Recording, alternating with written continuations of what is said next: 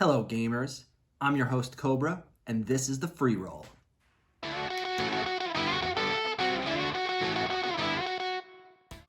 Today we're going to take a quick look at 4 different projects that I've already made some investment in today, and we're going to also talk about how I was able to get my money back out relatively quickly, thus creating the namesake of our channel, a Freeroll.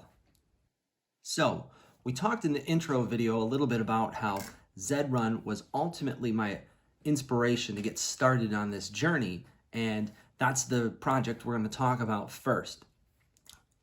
Right after I started actually losing interest in Top Shot and moving some of my money towards another project, the first one that I jumped into was Zed Run. I was lucky in that I joined right before a drop. They called it the Echo Drop.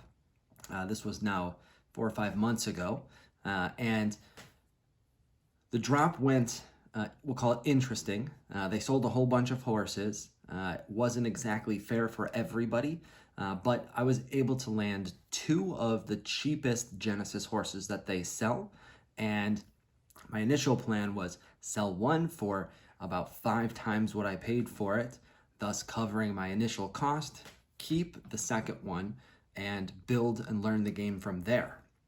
However, I realized I had landed 2 female horses, and in Zed Run, female horses, when they breed, they get to keep the offspring and sell those. So I took a look at the market, and I realized that it would only take about 1 month of actual breeding and selling off the offspring to make back enough money to cover my cost and be done. So I decided that was going to be the plan. Unfortunately, it took Zed Run a good 4 months to actually open up the breeding feature and actually make it ready. That happened about a month and a half ago now, and because of that, it took a little bit longer for me to actually pull that money back out. However, we've done that successfully now. The plan changed a little bit along the way because Zed Run changed some of their breeding rules and how that works. But I've now built my stable up to 10 total horses. 2 of them are for sale. I've got 8 that are keepers, 4 of them in electric violet and 4 of them in pale violet. And my plan is to breed supercoats. We'll talk about what that means and why I'm doing that in a future video when we deep dive on earning money specifically in Zed Run. But as of today, I have sold enough horses to cover my cost, and moving forward, starting in the next breeding cycle, it will be all in the black from this point forward. And I'm going to be breeding about 6 horses per month. What they'll sell for, that part's going to be a little bit up and down, but I'm quite excited about where we're going with Zed Run. Next, I want to talk to you a little bit about a project you may not have heard about unless you're actually participating and investing on the Wax blockchain, but it's called Nova Rally. Now, this game was put together by a guy who goes by Sammy Snake. I like that nickname plenty, and I actually joined his Discord to learn about a different game called Alien Worlds, which is another play-to-earn game that's out there today. It's not one that I found was worth my time, but I was glad that I joined that Discord because Sammy's into a lot of these types of projects as well. He's helping develop a couple of different ones, and in each case, I've been quite impressed with what they've put together and where the project is going. The other thing that I like about Wax in general is that it's a bit cheaper than the Ethereum or Polygon-based games because Wax doesn't cost quite as much. Now that's not to say things can't get very expensive and that you can't make a lot of money reselling in that marketplace, but it's in general a bit easier to get started. For example, with Nova Rally, I was able to purchase 4 small packs on their initial Season 1 drop. Now that's quite a bit less than I wanted to get, but it was in high demand. I wasn't on all of the whitelists, and sometimes you take what you can get.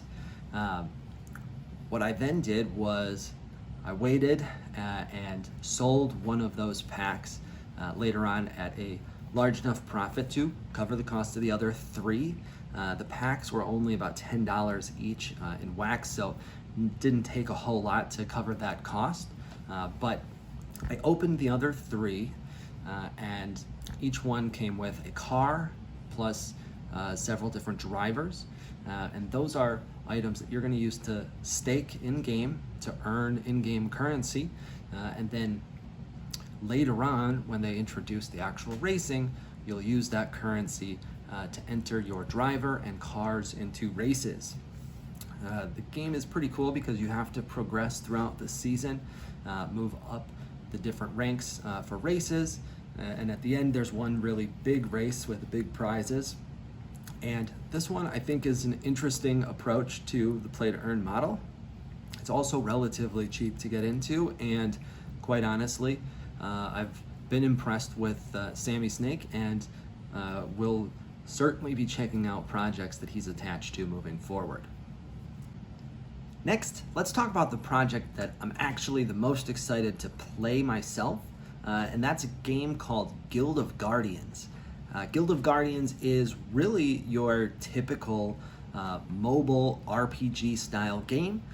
You're going to join up with a bunch of teammates to form a guild.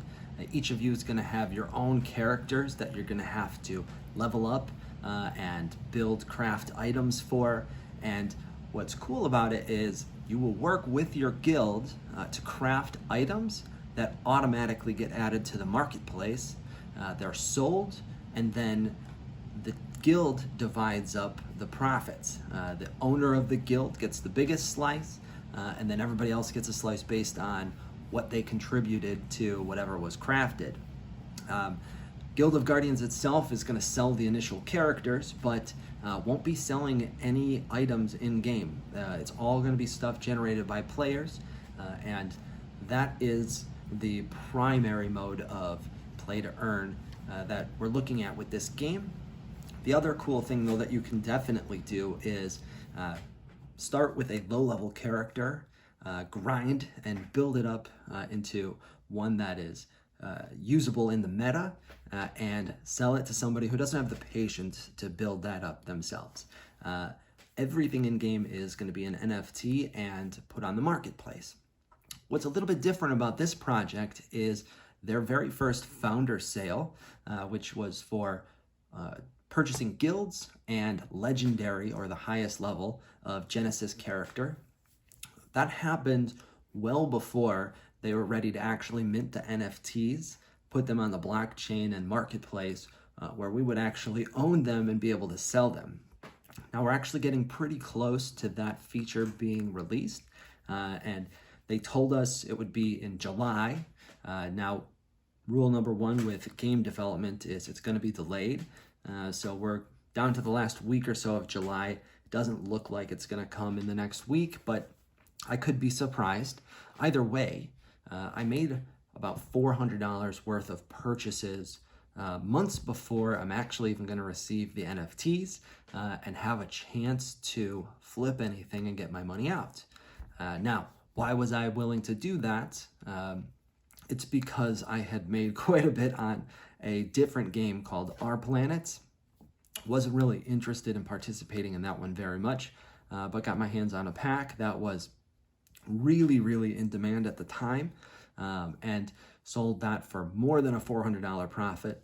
Since I wasn't going to actually put any money into Our Planet itself, I decided to use that to invest into Guild of Guardians. Really glad that I did. I like the two characters that I was able to pull.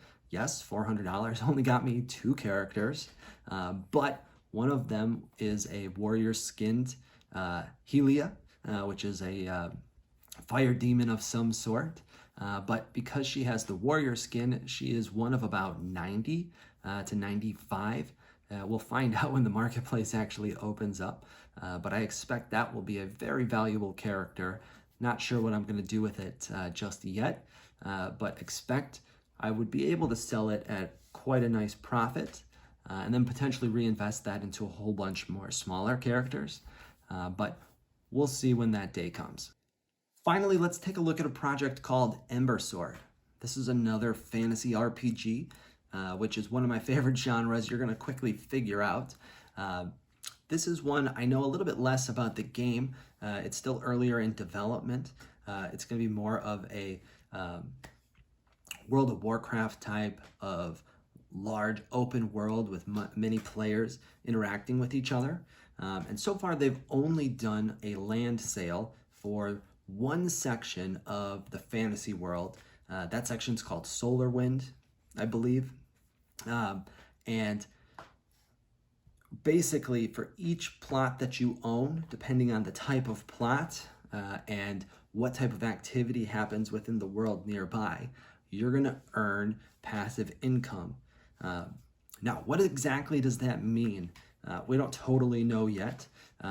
There's a whole bunch of details in the white paper about the currency and how things are going to be divided up, but they're a little bit vague in terms of the details. My understanding is if somebody defeats a monster nearby, gets a prize, you're going to earn a little bit.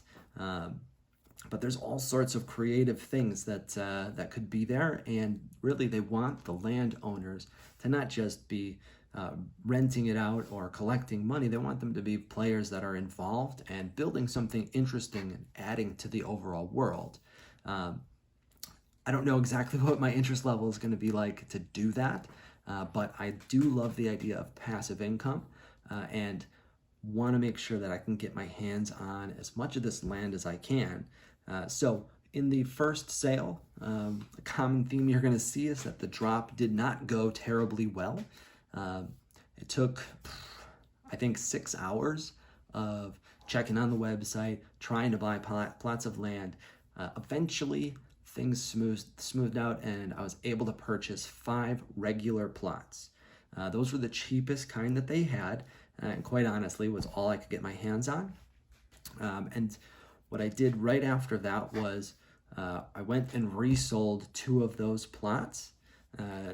Each one sold for enough to cover 1.5 other plots. So I now get to keep 3 regular plots for myself, and they're already paid for. So we are free rolling.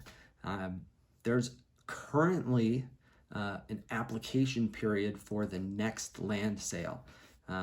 This is an attempt to make things a little bit more fair, and quite honestly, an attempt to get the land to players that want to keep it instead of somebody that is just trying to resell all of it at a profit.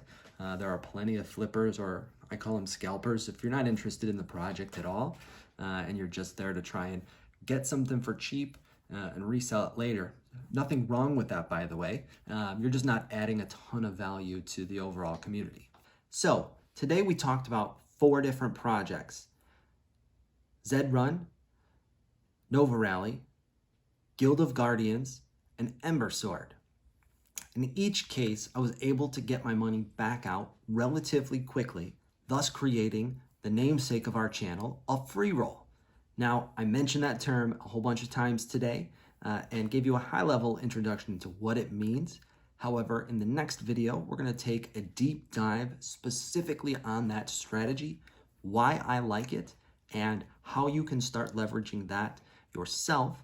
So, are you ready to start playing to earn and making investments into some of these games, trying to create your own free roll?